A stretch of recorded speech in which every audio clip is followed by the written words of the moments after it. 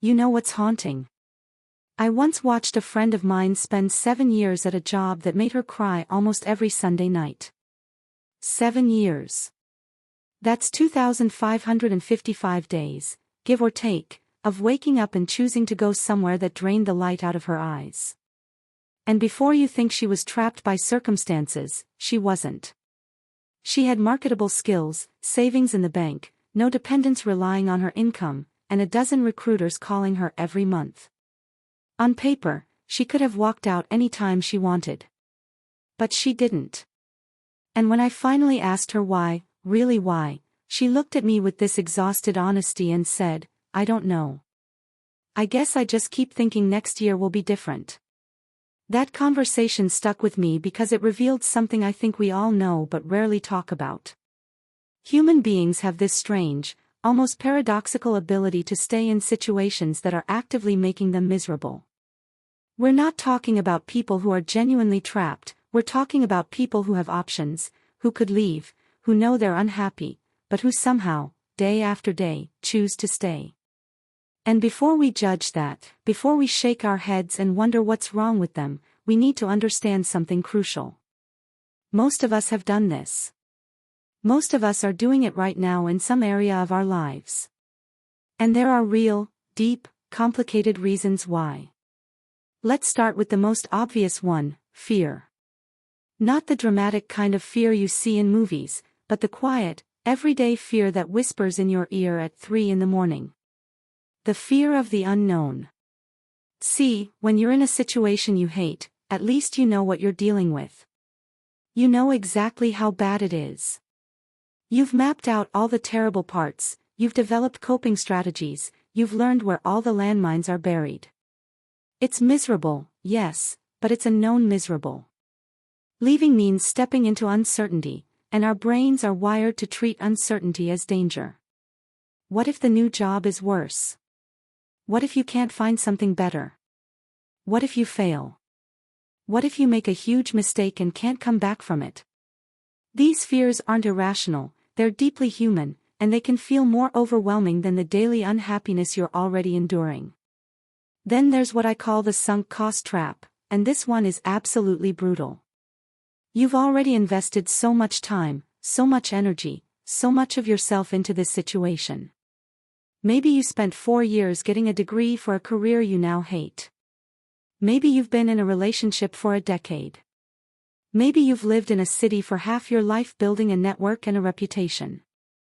Walking away feels like admitting that all of that was wasted, that all those years meant nothing. So you tell yourself, just a little longer, just until it pays off, just until all that investment finally yields something worthwhile.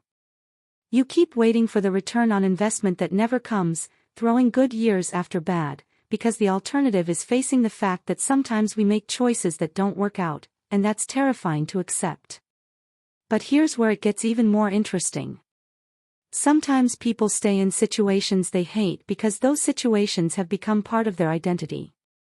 Think about someone who's been the struggling artist for 15 years, or the person climbing the corporate ladder, or the one who's always there for everyone else, even when it's destroying them. These roles, even when they're painful, give us a sense of who we are. They're how we introduce ourselves at parties, how we explain our lives to our parents, how we understand our place in the world. Leaving means not just changing your circumstances, it means changing your story about who you are. And that kind of identity shift can feel like losing yourself entirely. Who are you if you're not the person who toughs it out, who never gives up, who makes it work no matter what? And then there's hope, which sounds like it should be a good thing, but can actually be one of the most powerful forces keeping people stuck. Hope is sneaky. It shows up as that one good day in a month of bad ones, and suddenly you think maybe things are turning around. It's your boss's rare compliment that makes you believe recognition is just around the corner. It's your partner's occasional moment of kindness that convinces you the person you fell in love with is still in there somewhere. Hope feeds you just enough to keep you going, but never enough to actually nourish you.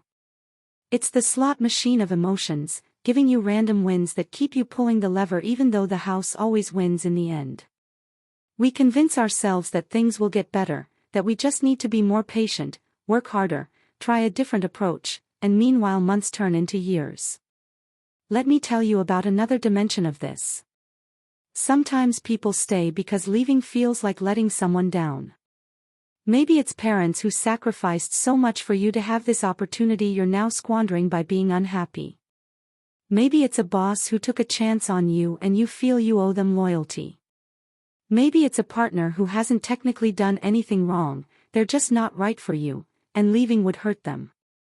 We carry around this weight of other people's expectations and investments in us, and disappointing them feels worse than disappointing ourselves.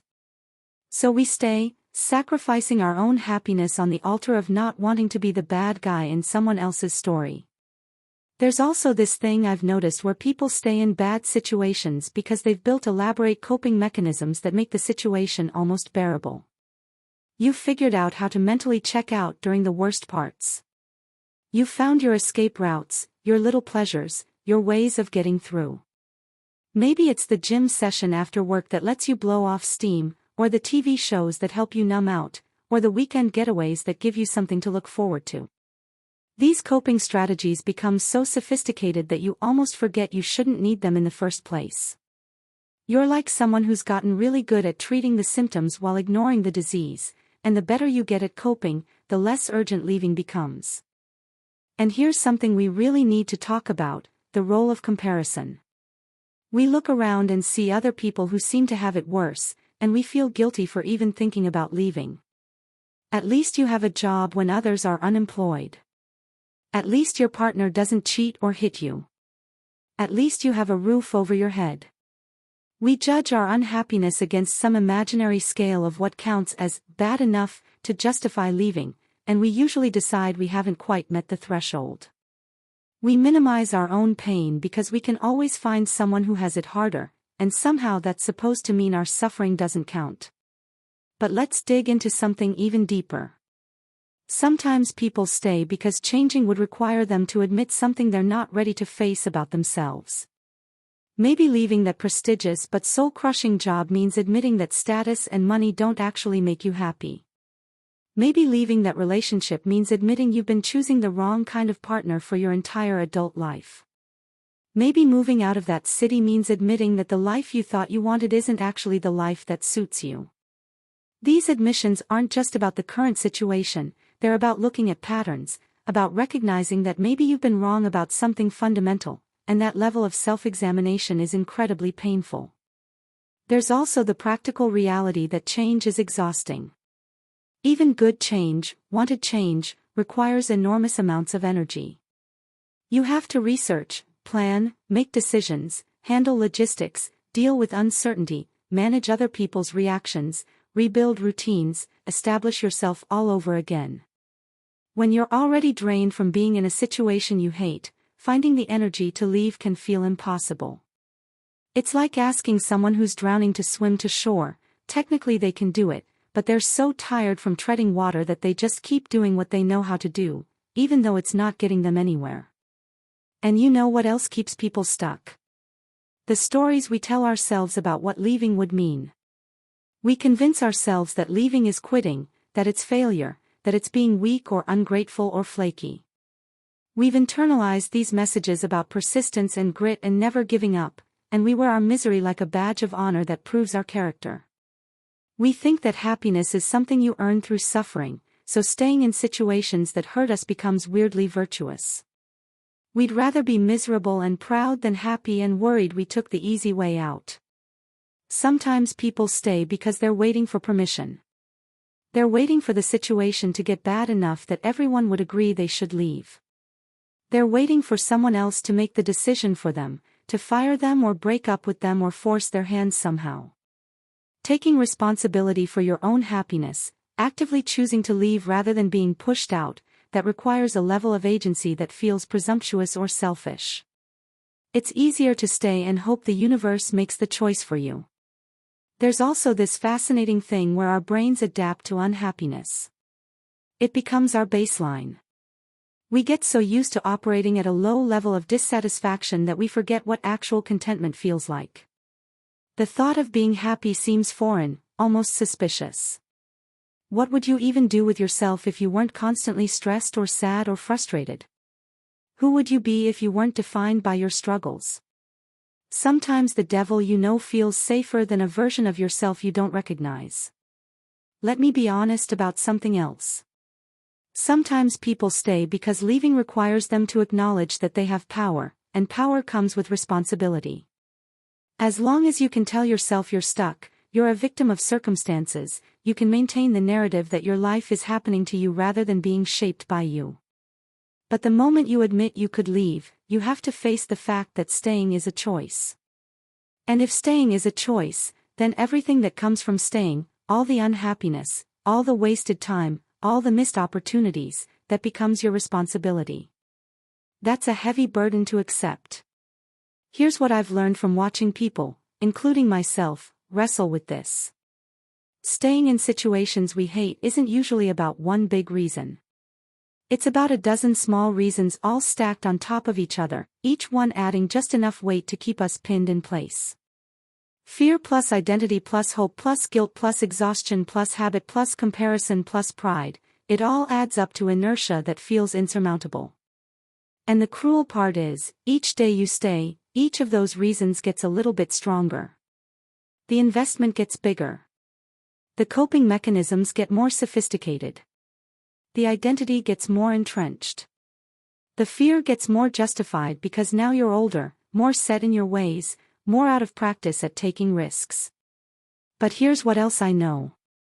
Every person I've ever known who finally left a situation they hated, who took that terrifying leap into uncertainty, has told me the same thing. They wish they'd done it sooner.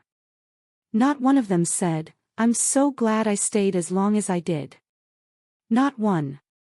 They all said some version of, "I can't believe I wasted so much time," or "I had no idea how bad it had gotten until I was out," or "I feel like I can breathe again." The fear and the reasons and the stories we tell ourselves, they're real and they're powerful, but they're almost never as true as they feel in the moment. The thing is, staying in situations we hate doesn't just cost us time, it costs us who we might have become. It costs us the relationships we might have built, the skills we might have developed, the joy we might have experienced, the version of ourselves that was waiting on the other side of that scary decision. Every day you spend maintaining a life that's wrong for you is a day you're not building a life that's right for you. And I know that sounds harsh, but I think sometimes we need to hear it. Your life is not a dress rehearsal. This is it. This is the only one you get. So if you're reading this and recognizing yourself, if there's some situation in your life right now where you're staying even though you know, deep down, that you shouldn't, I want you to know this. You're not weak or broken or uniquely flawed. You're human. You're doing what humans do, which is trying to minimize pain and maximize safety with the limited information and energy you have. But I also want you to consider that maybe the safest choice isn't staying where you are. Maybe the safest choice is trusting yourself enough to believe you can handle whatever comes next. Maybe the safest choice is deciding that your happiness actually matters, that your one precious life actually deserves more than just getting through it. Because here's the truth that took me too long to learn. The situations we hate don't usually get better because we stay in them longer. They get better because we find the courage to leave them behind and build something new. And that courage doesn't usually feel like courage when you're in it. It feels like fear and uncertainty and maybe even selfishness. But on the other side of it, when you're finally living a life that doesn't hurt, when you wake up without that knot in your stomach, when you remember what it feels like to look forward to your days instead of just surviving them, that's when you realize that leaving wasn't the dangerous choice. Staying was.